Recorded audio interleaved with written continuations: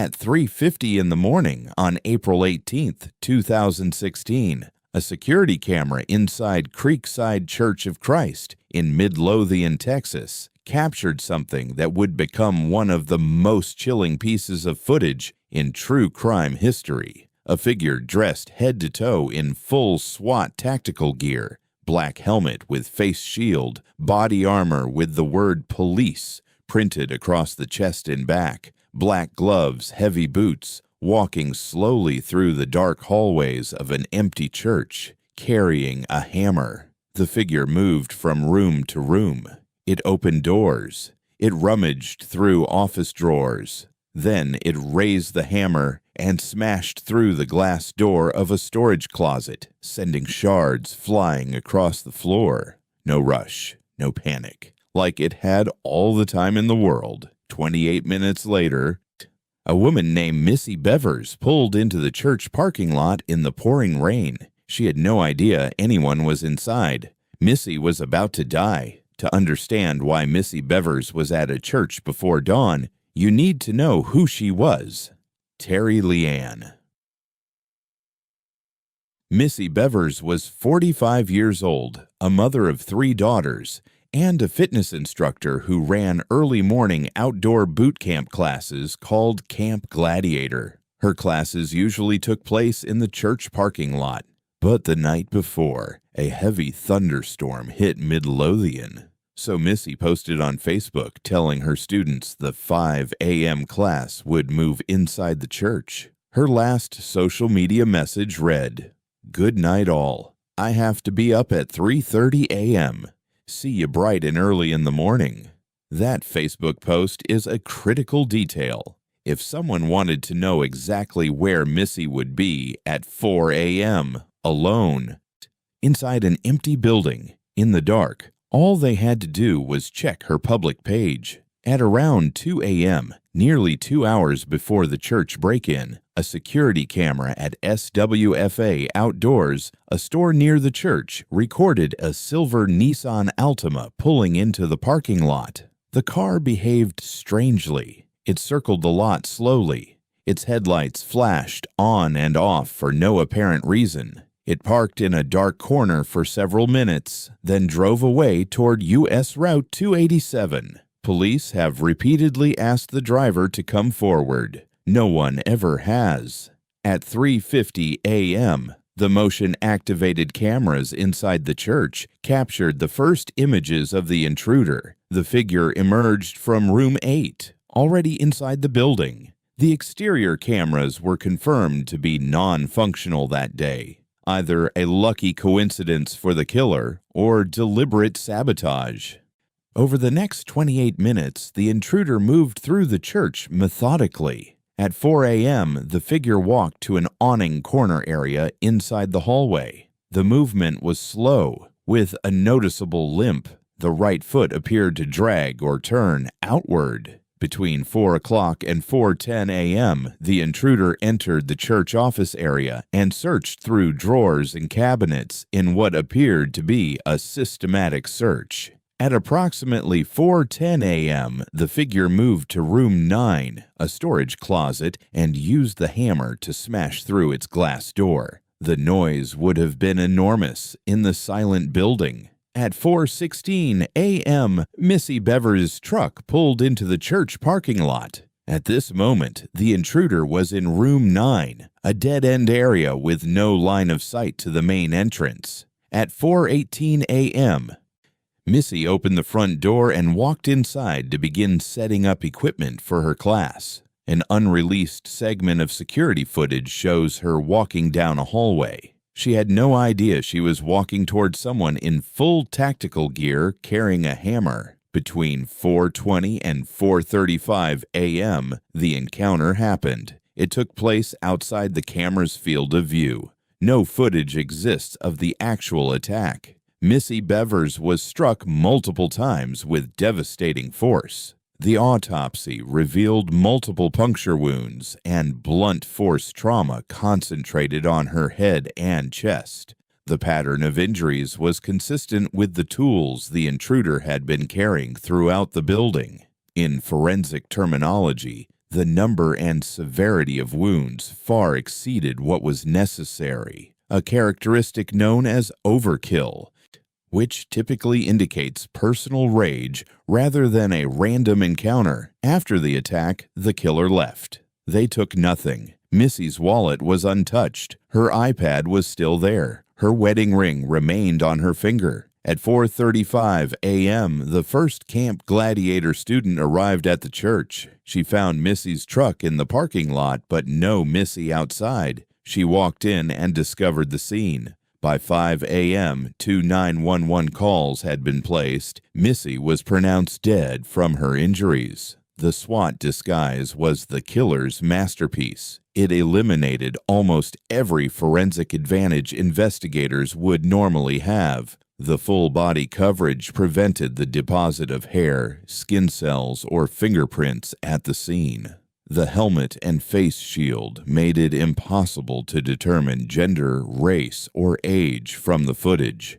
The word police across the chest served a psychological purpose. If Missy saw the figure in a dark hallway, her first instinct would have been compliance, not fear. She might have assumed it was law enforcement conducting a check. That moment of hesitation could have been fatal, but the disguise also created the case's biggest debate. Was this a burglary interrupted by Missy's unexpected arrival, or was the entire break-in a performance designed to disguise a targeted killing? The burglary theory points to the 30 minutes of searching through offices and smashing doors. A former police officer noted that robbing a church on a Monday morning, when weekend collection money might still be inside, makes practical sense. But the counter-evidence is overwhelming. Nothing was stolen after the killing.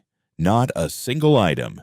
The killer left behind Missy's valuables without a glance, and the behavior didn't match a typical burglar's approach. Real burglars work fast and quiet. This person spent half an hour making noise, smashing glass, wandering from room to room. And here's the critical spatial problem. At 4:10 a.m., the killer was in room 9, a dead-end storage area with no view of the front entrance. If this was a professional ambush timed to Missy's Facebook post, why would the killer trap themselves in a corner and create maximum noise at the exact time the target was about to arrive? Unless the noise and the searching were never real, unless it was all theater, a staged burglary scene designed to make a targeted execution look like a random encounter gone wrong. The investigation dug deep into Missy's digital life. Search warrants revealed that less than 3 days before she was killed, Missy showed a friend a private message she had received on LinkedIn from an unknown man. Both Missy and her friend described the message as creepy and strange. The friend couldn't remember the account name.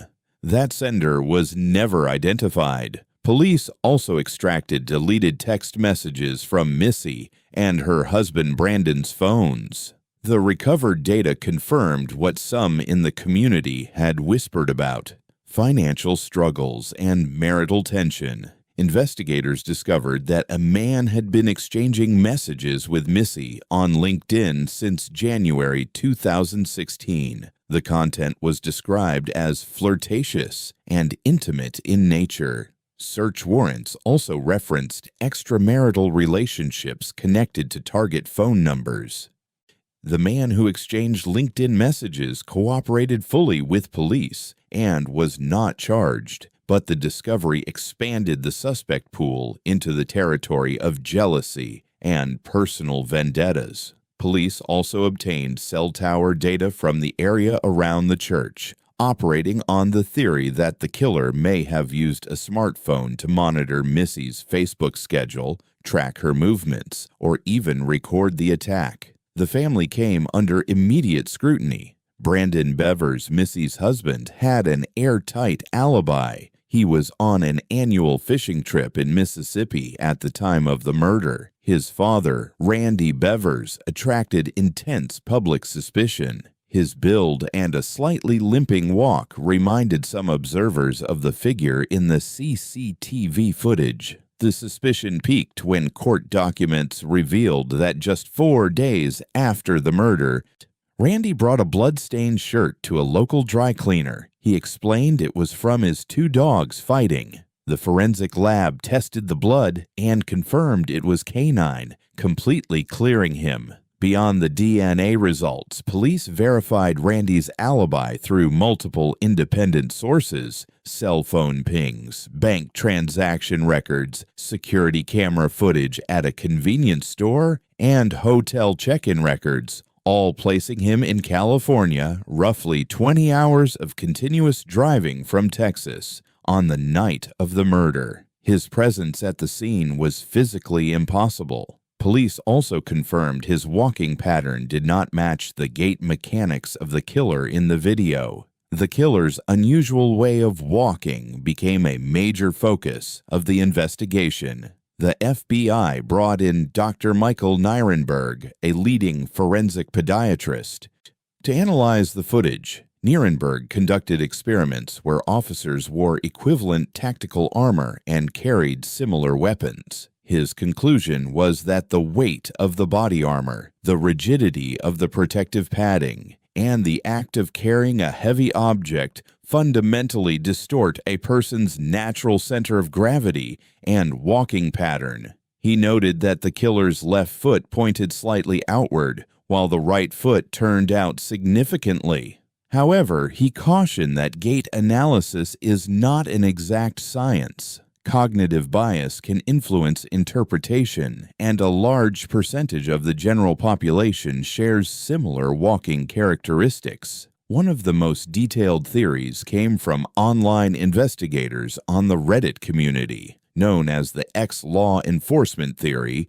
It proposed that the suspect was a heavyset man who had previously served as a police officer at the Forney and Terrell departments between 1993 and 2004, and later as a reserve officer in Kaufman. This background would explain his access to full SWAT equipment, his comfort wearing tactical armor in the dark, and his ability to move through a building methodically. According to this scenario, the former officer was drowning in debt and broke into the church to steal donation money. He had no idea Missy would be inside due to the last-minute location change. When she walked in, the heavy helmet may have restricted his breathing, causing him to pull down his face shield. Missy saw his face. A former public servant, now caught committing a crime. He had no choice but to silence her. Anonymous users claimed they had submitted tips about this individual to police years ago. The lead went silent. As of 2025, the Midlothian Police Department refuses to classify this as a cold case. Assistant Chief Scott Brown confirmed that the investigative team still meets 1 to 2 days every month exclusively to review this case. The reward fund has grown to $150,000. True crime advocacy groups maintain highway billboards reading "Who Killed Missy Bevers" to keep the case in public consciousness. In 2024 and 2025, investigators began integrating artificial intelligence into the analysis.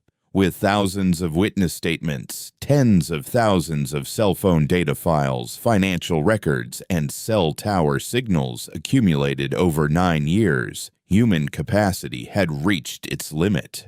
USA algorithms are now scanning the massive database, searching for unique repetitions, analyzing linguistic behavior across digital platforms like LinkedIn and Facebook, and attempting to connect the cell tower signals near the Nissan Altima's location with signals near the church. Police hope AI will serve as an advanced filter connecting digital blind spots that human investigators may have missed in the early years of the case. Somewhere out there, the person who walked through a church in full police tactical gear, smashed through doors with a hammer, and beat a mother of 3 to death before dawn is still free. They left no DNA, No fingerprints, no face, just a limping shadow on a security camera and a silver car that circled a parking lot in the dark. 9 years, over 2,000 tips, FBI involvement, artificial intelligence, $150,000 reward. And still, no one knows who was behind the mask that morning in Midlothian, Texas.